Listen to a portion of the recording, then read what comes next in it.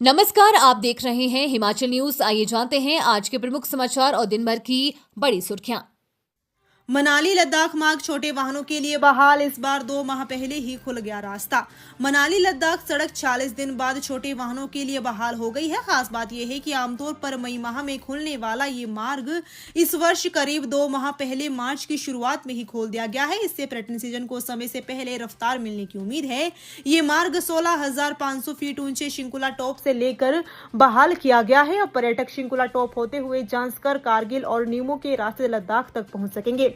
बारालाचा दर्रे के बजाय इस वैकल्पिक मार्ग से आवाजाही संभव हुई है। बीते 14 जनवरी को भारी बर्फबारी के चलते शिंकुला टॉप छोटे वाहनों के लिए बंद कर दिया गया था। हालांकि 4x4 वाहनों के लिए मार्ग पहले ही खोल दिया गया था। अब जिला आपदा प्रबंधन प्राधिकरण ने सभी प्रकार के छोटे वाहनों के लिए विधिवत अधिसूचना जारी कर दी है।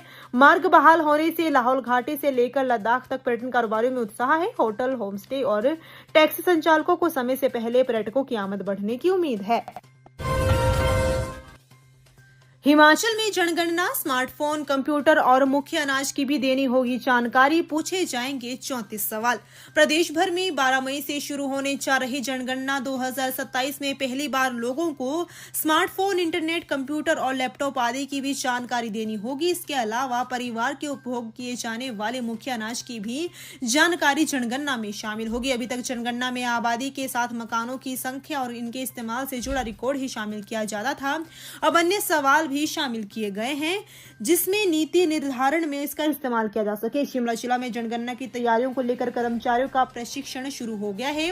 पूरे देश की तरह प्रदेश में भी जनगणना 2 चरणों में होगी। पहले चरण की जनगणना में मकान, इसके प्रकार, परिवार समेत कुल 34 सवाल शामिल होंगे। प्रदेश के 3 जिलों शिमला, किन्नौर और लाहौल स्पीति समेत चंबा के कुछ एक इलाके में इसी साल दोनों चरणों की जनगणना पूरी की जाएगी। वहीं बाकी 9 जिलों में अगले साल दूसरा चरण पूरा होगा।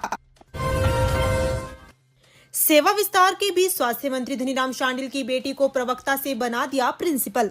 स्कूल शिक्षा निदेशालय ने बीते दिनों स्वास्थ्य मंत्री की बेटी को सेवा विस्तार देने के बाद प्रिंसिपल पद पर पदोन्नत कर दिया है। मंत्री की बेटी गीतांजलि कश्यप डाइट सोलन में प्रवक्ता के पद पर कार्यरत थी। बीते दिनों इन्हें 6 माह का सेवा विस्तार दिया गया। अब शिक्षा निदेशालय ने 56 प्रवक्ताओं और हेडमास्टरों को पदोन्नत कर प्रिंसिपल बना दिया है। इन्हें दिसंबर 2025 से वित्तीय लाभ मिलेंगे। साथ ही इन्हें स्कूलों में भेजने के लिए शिक्षा निदेशालय की ओर से अलग से आदेश जारी किए जाएंगे। इनमें गीतांजलि कश्यप भी शामिल है। हालांकि अभी उन्हें स्थानांतरित करने के निर्देश जारी नहीं हुए हैं। पहाड़ी पर चढ़ाते समय बेकाबू होकर खाई में गिरी कार, चालक की दर्दनाक मौत। ढरी थाना के तहत चढ़ाई में गाड़ी चढ़ाने की कोशिश के दौरान वह पीछे जा लुढ़की और खाई में गिरने से चालक की मौत हो गई है।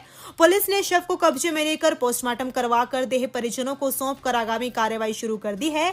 पुलिस में दर्ज रिपोर्ट में वीरेंद्र सिंह निवासी धगोगी ने बताया कि वो अपने घर के पास टहल रहा था।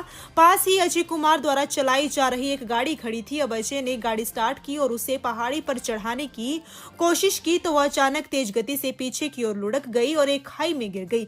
ये दुर्घटना लापरवाही से वाहन चलाने के कारण हुई। तुरंत ही उसे उपचार के लिए अस्पताल लाया गया, लेकिन बाद में आईजीएमसी शिमला में इलाज के दौरान अजय की मृत्यु हो गई। पुलिस ने बीएनएस की धारा 281, 106 के तहत मामला दर्ज कर जांच शुरू कर दी है।